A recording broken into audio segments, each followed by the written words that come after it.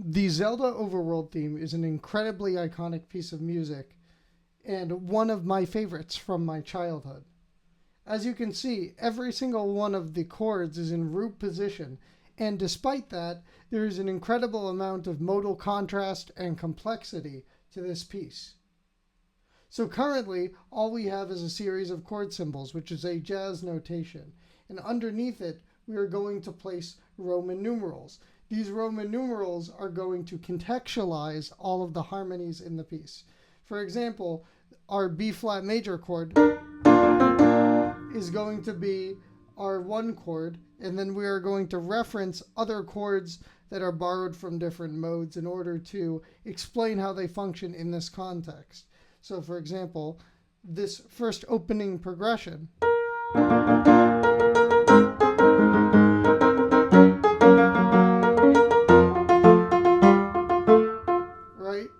seems to walk down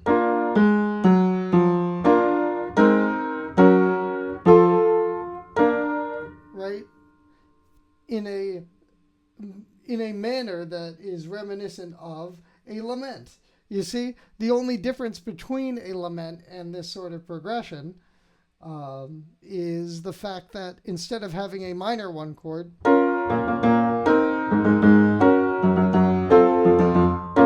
we have a major one chord.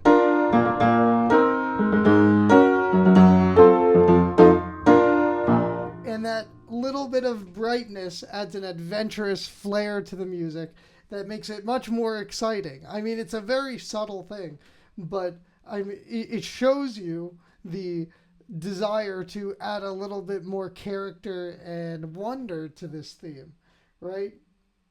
Well, here are two other examples of laments in the piece. We have this.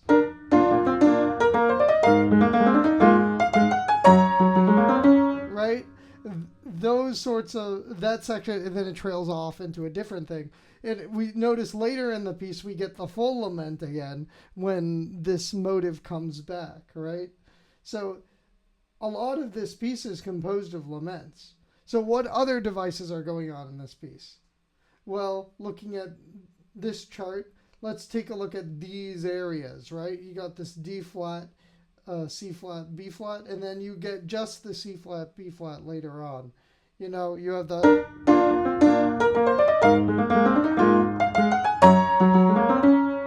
And then...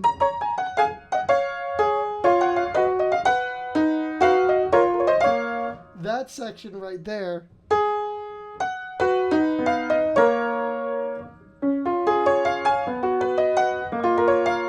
sounds like a Phrygian pasodoble progression.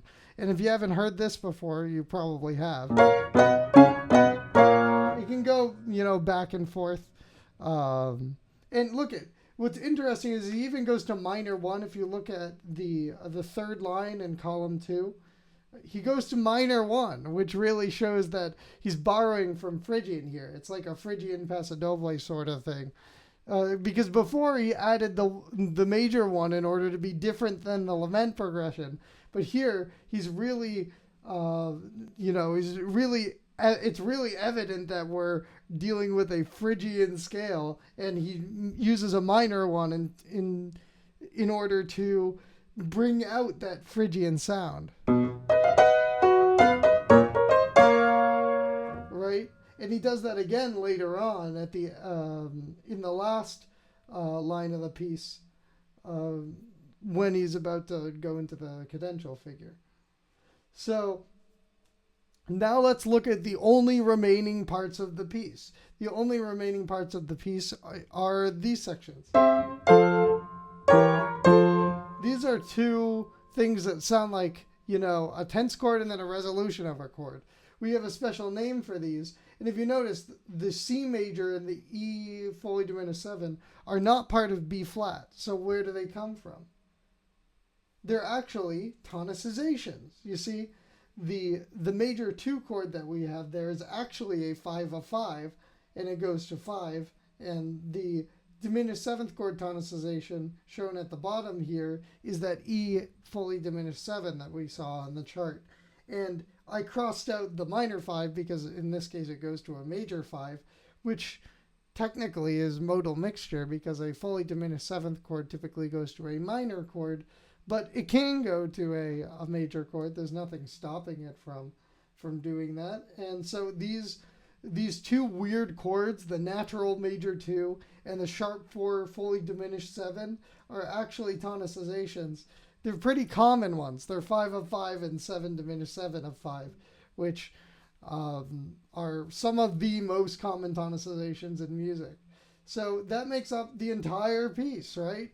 You have Lament progressions, you have the Phrygian pasodoble progressions, and you have tonicizations, and that makes up the entire piece. It's like the rule of 3, you know? A lot of the greatest pieces of video game music have 3 elements, and only 3 elements, not 4, not 2. They have 3. And that's just because if you limit yourself to 3, then there's a level of creativity that can go on with your composition. So, that's a unique sort of piece of advice that I'd recommend, that when you're writing game music, that you should limit yourself to three aspects, 3 musical ideas, especially because you don't have a lot of runtime to actually make your ideas work.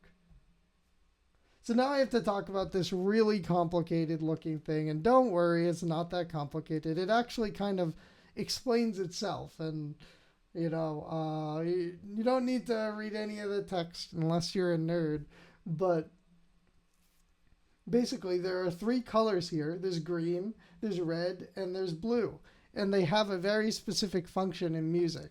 Like a green chord will feel resolved. A red chord will feel very tense, and a blue chord will feel ambiguous, like it's traveling, right? So taking a look at our chord chart that is all marked up with all of our different motives, right? We're going to fill in our tonic function chords. They seem to be mostly in position 1. There's a couple in position 2, and there's some in position 4 as well. And that one in position 4 is unique because it's not a major 1 or a minor 1. It's a flat 3. And we'll talk about that flat 3 more later, because it's sort of an interesting tonic function chord. And then look at these ones, right? These are all of our dominant function chords, right? We have flat 7, we have 5, we have flat 2. Flat 2 used in this context is dominant because it's being used in a Phrygian context, and we'll talk about that more later as well. But we fill it in with all of our chords on the diagram, and then we have these chords. These tonicizations really could have 2 functions, because 5 of 5 implies, a dominant function chord, because 5 is typically dominant. If we look on our diagram, then 5 is typically dominant. But let's also consider the fact that this chord is built on natural 2. And natural 2 on our diagram is blue. So which one do we choose? Do we choose red or blue?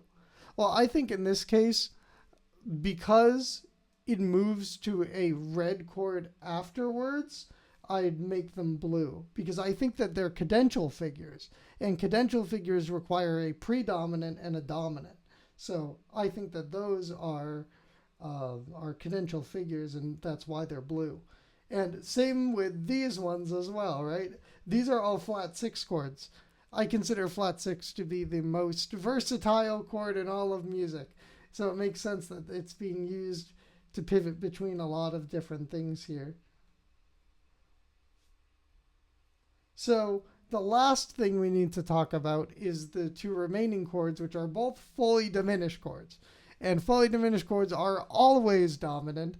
There is no situation musically where it makes sense to call a fully diminished chord anything but a dominant chord.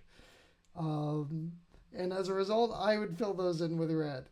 So now we have this massive line of red at the bottom, and we'll talk about that a bit more later as well. So I mentioned cadences. Cadences are instances of having a blue harmony followed by a red harmony. And what you get with this sort of blue to red is this feeling of progression, this feeling of motion, this feeling that something needs to resolve, right?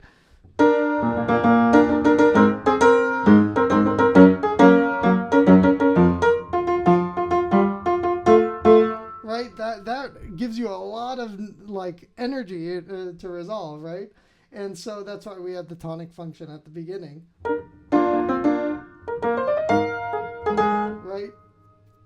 And then we have these other resolutions as well.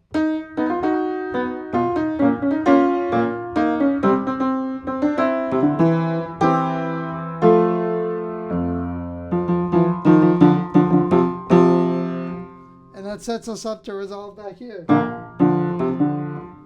And then also here,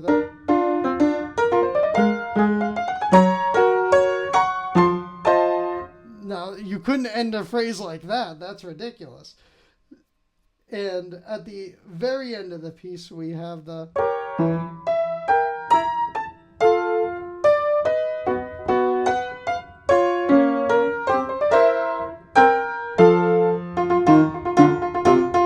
right, and that sets us up to go back to the beginning of the A section. So these cadences are very structural. They kind of make the structure of the piece and make it evident where we are going to resolve. So they're incredibly important in making this piece work. So all of this red harmony here, you have this.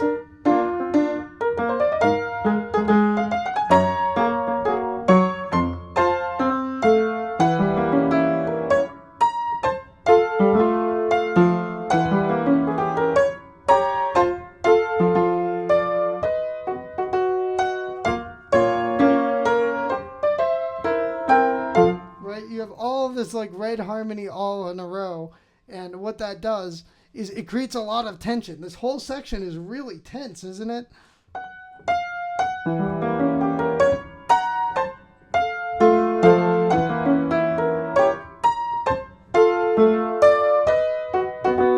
Right? This whole section is just more and more tense harmony. I'd recommend if you were going to play it, unlike the terrible way that I'm playing it now, that you create these slow crescendos throughout this section.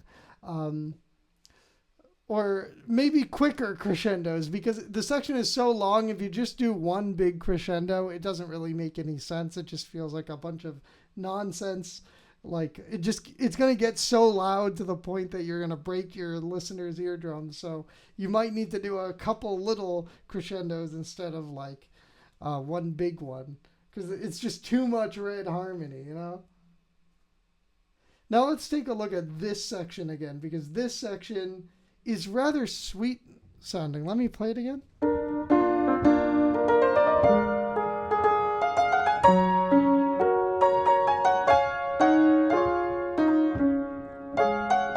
Right? It's weirdly sweet for a piece in a minor key. This is an oddly sweet section.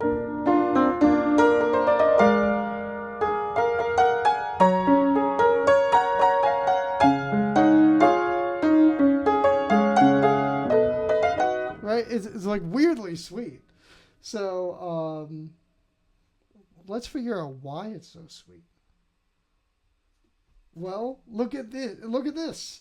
So on our diagram, every single one of the minor secondary chords is involved in this progression, which the minor secondary chords are interesting because if you have all three, like it's a collection of three major chords. So that's the first thing. Three major chords is going to sound rather bright, right? But also, these are 1, 4, and 5 of the relative major key. So you have like, right?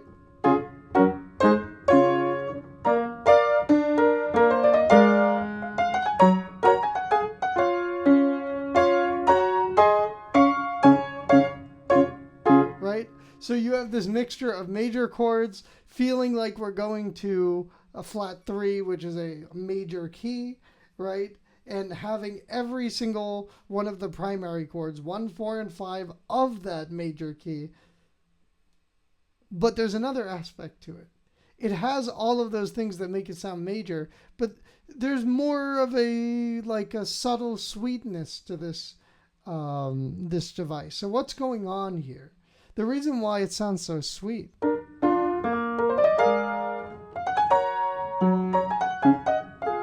is the reason that we're going to the left. You see, these chords are borrowed from the left. We started at the minor primary chords, the 1, 4, and 5 of B flat, the key that we're in, but we go to the left here, and now we're borrowing from a darker mode, right? The minor secondary chords are a darker mode, and as a result, darker modes tend to feel more comfortable and sweet, and like they're easier on your ears than something like a Lydian mode, something borrowed from a really bright mode with a lot of sharps. This is going in a flat direction, and a flat direction, if it's a major key, is going to sound rather sweet. You know, like if you're in C, like an A flat or an E flat or something like that, any of those major keys that are on the flat side are going to feel more sweet. So that's what he's doing here. He's borrowing from the relative major. And the relative major is interesting because it has all of the same notes as the minor key that we're in. So here's like a B flat major scale, right? If we just took that and went down 2 notes, that's all the same notes, and that gives us G minor, right? But we're in B flat minor.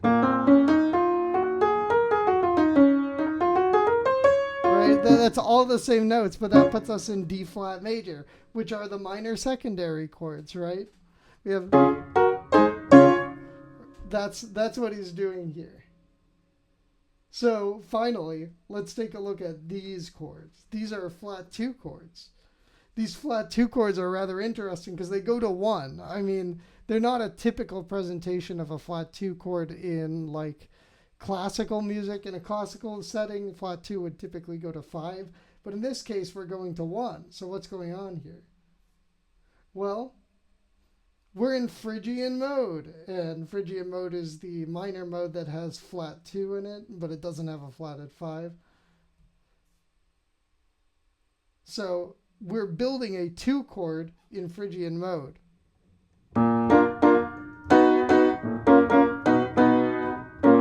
Which is this like very dark sounding chord.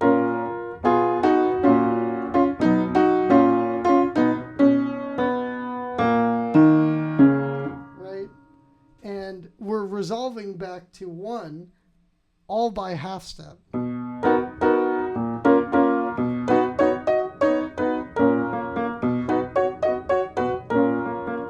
Which gives you this really smooth resolution. It's very satisfying. And it gives you parallel fifths. That's what that symbol was above there.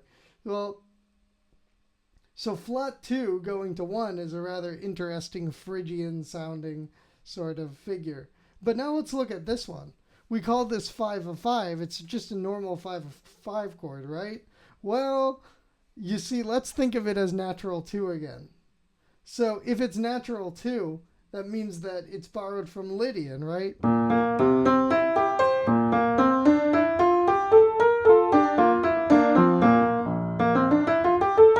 That's a B flat Lydian scale, right? And if we were going to take 2, sharp 4, and 6,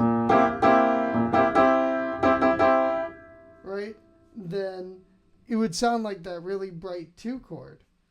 So let's look at where these 2 modes are. Lydian is all the way at the top of the major modes, and Phrygian is all the way at the bottom of the minor modes. Isn't that ridiculous? So what Koji Kondo is doing is he's juxtaposing a chord that is from Phrygian, the darkest minor mode, and he's contrasting it with Lydian, the brightest major mode.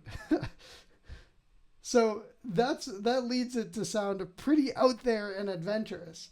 But, I mean, the thing that's really clever about Kondo's writing is that it doesn't sound unusual. It doesn't sound crazy. It just sounds exciting and adventurous, right? You don't even notice that it's going on.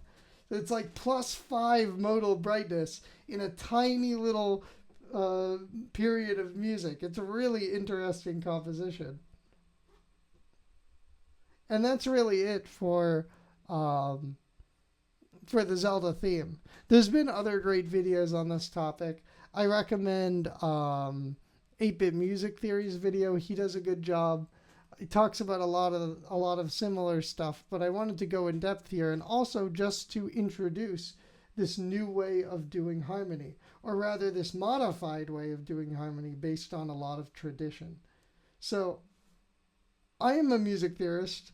I graduated with 2 degrees in music theory so far, and I want to eventually spread my knowledge of music theory to as wide of an audience as I can, because I think that there's an interest in understanding specifically the Japanese sort of modern tradition of music and how they write music. So that is my goal with this channel moving forward. So now, finally, where have I been? So this channel has been on hiatus for a long time, and the reason why is because I've been in school. I mean, I made like a blog a couple years ago, but for the most part, I haven't had much presence on the internet in a while, and that is mostly a result of me being busy in school. Now that I'm out of school, I have plenty of time to actually go and make videos and talk about music critically to an audience that is willing and happy and doesn't want to be babied. So I'm going very far in depth with these concepts. And going forward, there's going to be more and more complicated ideas that I talk about that I have engineered with my own theories. So I hope you look forward to that.